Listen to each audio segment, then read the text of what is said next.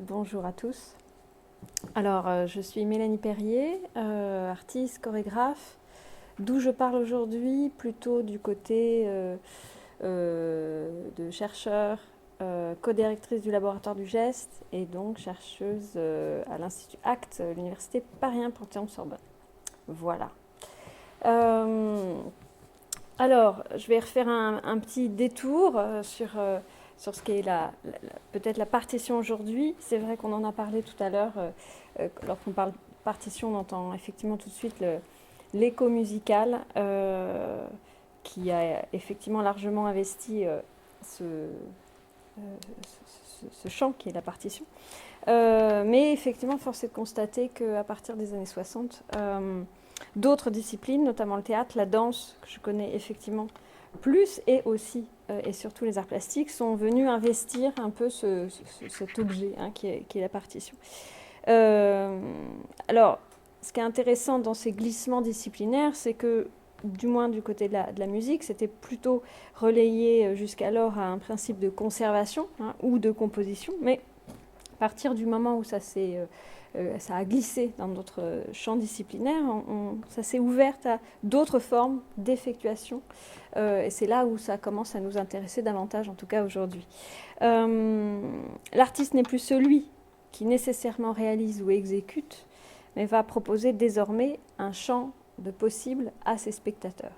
C'est plutôt à partir de là que j'avais envie d'entamer cette discussion avec vous aujourd'hui. Alors, bien évidemment, il y a toute une généalogie dans cette idée-là. Une de celles que j'avais envie de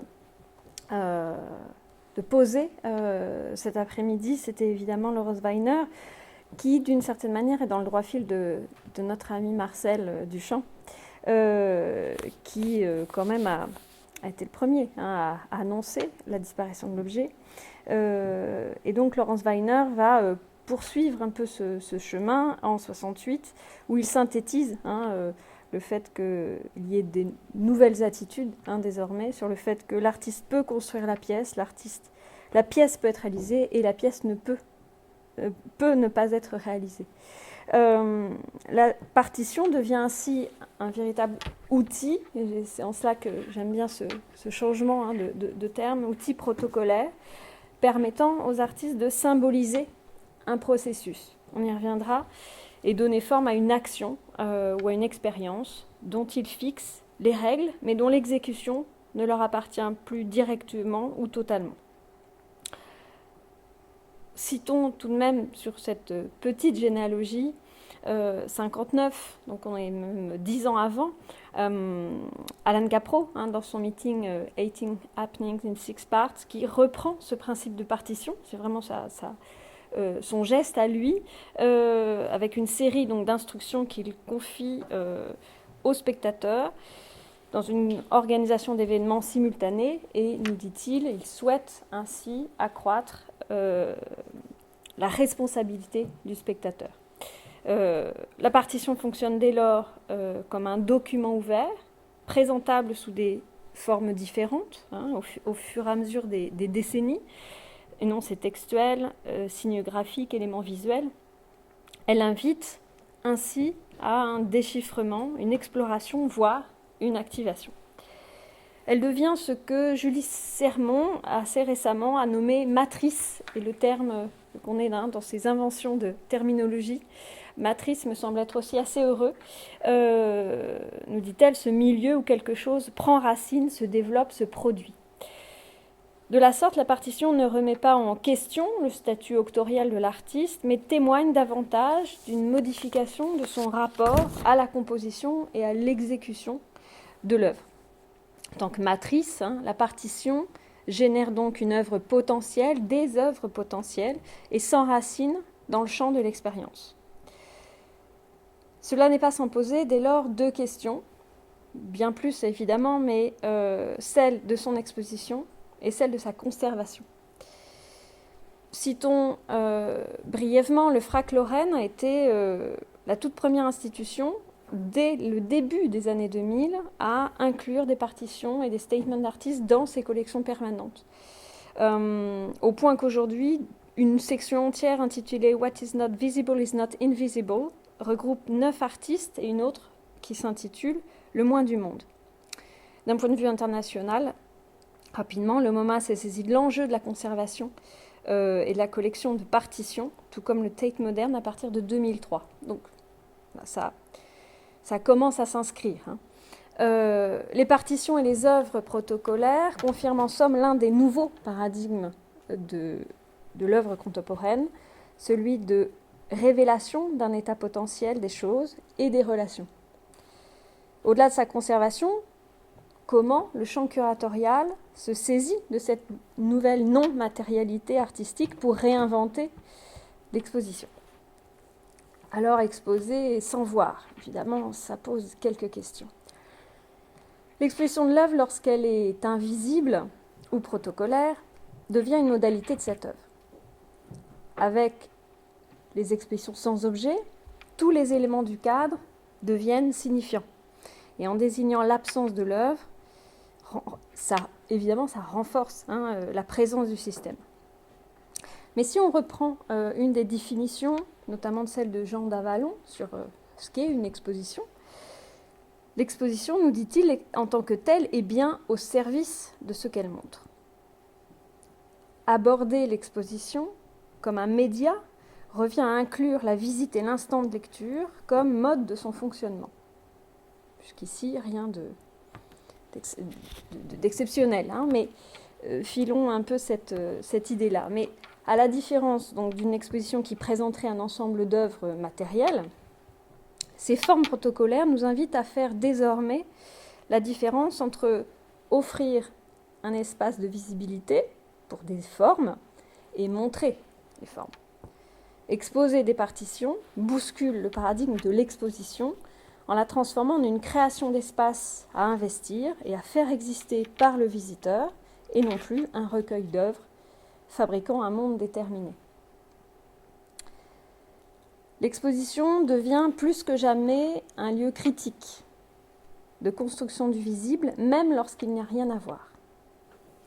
En l'état, exposer des partitions revient à présenter des possibles, exposer des promesses, sollicitant l'interprétation de son spectateur même. Là où il revient, me semble-t-il, désormais davantage d'inviter plus que véritablement de voir. Inviter, donc. Exposer revient à afficher une assurance, le plus souvent verbale, de faire ou de dire quelque chose. Le texte annonce, plus qu'il n'engage l'effectivité de l'œuvre. En cela, il devient éminemment performatif. Le commissaire d'Expo, Mathieu Copeland, défendra notamment cette idée à partir de 2010. Acteur majeur de la possible dématérialisation de l'exposition, par le biais notamment de la parole pour ce qu'il concerne, il s'interroge sur le lien entre édition et exposition, en proposant notamment sa série d'expositions à être lues. Alors évidemment, ça nous intéresse. Présenté en particulier au Jeu de Paume, et puis ensuite dans d'autres lieux d'exposition en Europe, cette proposition prend forme avec une publication distribuée à l'exposition, à l'entrée de l'exposition dans le musée, qui rassemble des œuvres constituant autant sa partition que sa mémoire. C'est le livre qui devient espace d'exposition. Les mots sont les œuvres dont le public doit faire l'expérience en devenant lecteur actif.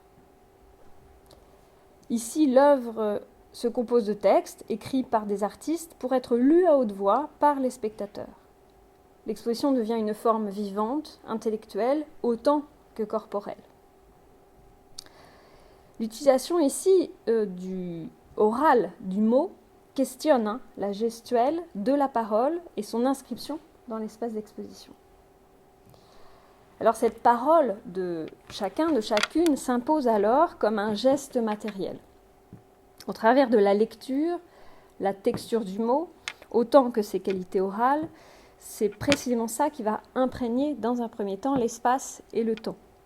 Les mots parlés ou le mouvement associé sont de la même matérialité que l'exposition. Alors cette présence immatérielle devient l'élément qui remplit l'événement qui va advenir, et Copeland de confirmer ainsi, nous dit-il, l'interprétation des œuvres écrites révèle autant l'architecture sensible de l'espace qu'une réalité abstraite et éphémère portée par la voix. Alors cette lecture mentale ou orale de chaque spectateur s'impose désormais comme le vecteur de la mise en réalité de l'œuvre proposée, ouvrant sur une réception éminemment individuelle et subjective. Dans ce contexte, par le prisme de la partition, l'œuvre se présente désormais plus de manière unique et définitive, mais existe par suggestion, affirmation, voire réactivation. Sa visibilité devient donc performative et son effectivité mise en lecture. Car dire c'est faire, et évidemment, Austin arrive à grands pas. Parce que si on revient à John Austin, de fait, on est à 10 minutes. Si on arrive à Austin, précisément, c'est l'essence même de ce qu'il a postulé, dans l'essence du performatif. Lorsque les partitions affichent une action potentielle, elles exposent d'abord leur caractère éminemment performatif. Le langage devient une des modalités d'usage, de constitution d'œuvre, et donc d'action sur cette dernière, et révèle d'une pleine expérience sensible. Ce nouveau rôle de la lecture, qui me semble être assez majeur dans cette problématique aujourd'hui des partitions, pourrait résonner avec ce qu'en dit Wolfgang Iser, qui est plutôt linguiste, qui s'est davantage intéressé à l'action de lecture, l'acte de lecture, puisqu'il lui considère également, à l'endroit du livre, que déjà que la lecture est l'acte qui parachève l'œuvre littéraire. Il nous dit, je cite, « Le texte n'existe que par l'acte de constitution d'une conscience qui la reçoit. Et ce n'est qu'au cours de la lecture que l'œuvre acquiert son caractère particulier de processus. L'œuvre est ainsi la constitution du texte dans la conscience du lecteur. » Je trouvais ça assez incroyable, en fait, de l'écho que ça pouvait nous envoyer. Et de fait, Copeland de terminer, nous devons aussi envisager la mémoire de ces réalités rematérialisées et le souvenir de ceux qui ont vécu l'exposition, en ont fait l'expérience et qui l'ont fait être l'exposition. Alors, qu'est-ce qui se donne alors à voir ou se donne tout court au spectateur si rien n'est visible ? Tout de même, l'art pourrait-il s'offrir hors du régime de visibilité ? Le terme inframince revient comme un écho, bien sûr, de Marcel Duchamp, mais cristallisait déjà, en définitive, ses premières interrogations et opérations plastiques qui lui sont associées. Et de fait, les œuvres protocolaires exemplifient ce devenir imperceptible de la plasticité, sans pour autant ne rien offrir au spectateur.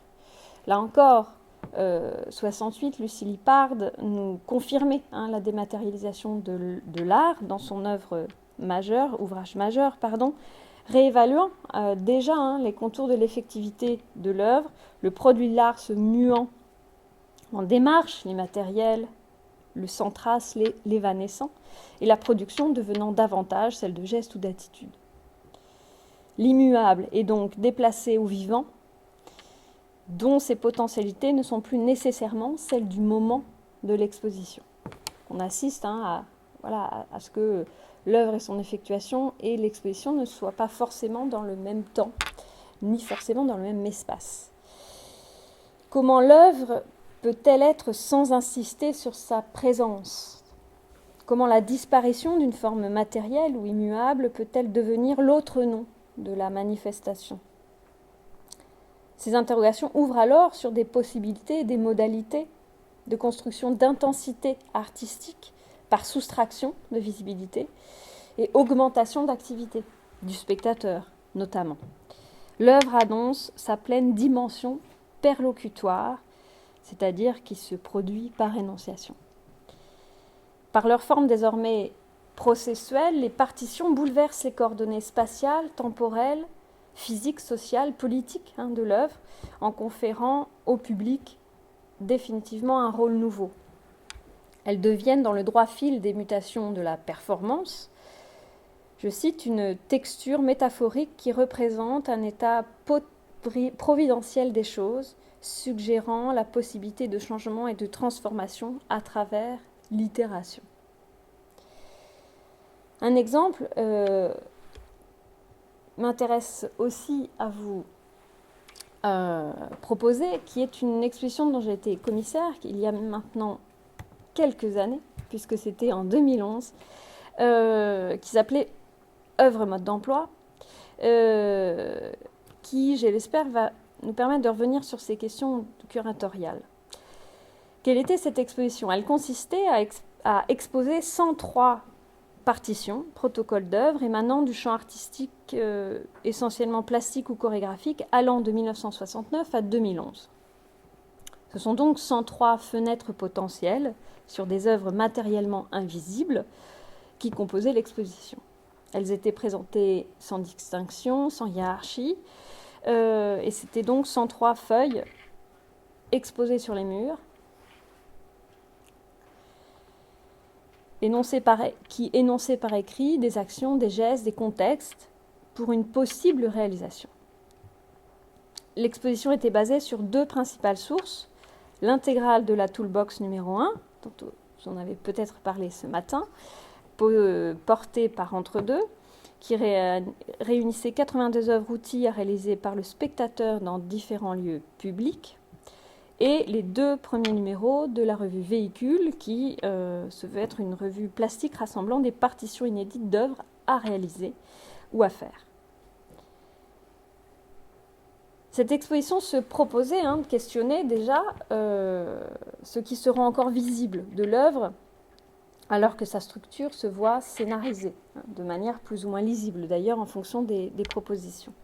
La partition n'était plus ici la notation d'un existant, mais considérée comme un processus de création à part entière, support d'une réalisation potentielle. Mais en cela, on était à mi-chemin. L'exposition a permis, dans un premier temps, de révéler me semble-t-il, la spécificité et la différence des partitions d'œuvres sur des partitions musicales ou performatives, en particulier dans leur capacité à se saisir du langage et non d'un code pour prédire ou décrire une action à réaliser. Seule prévalait ici la lecture directe du visiteur, lorsque lire, c'est presque faire. Donc, petite expérience, j'avais donc envie de vous proposer une petite expérience. Voilà, ça a été très soutenu.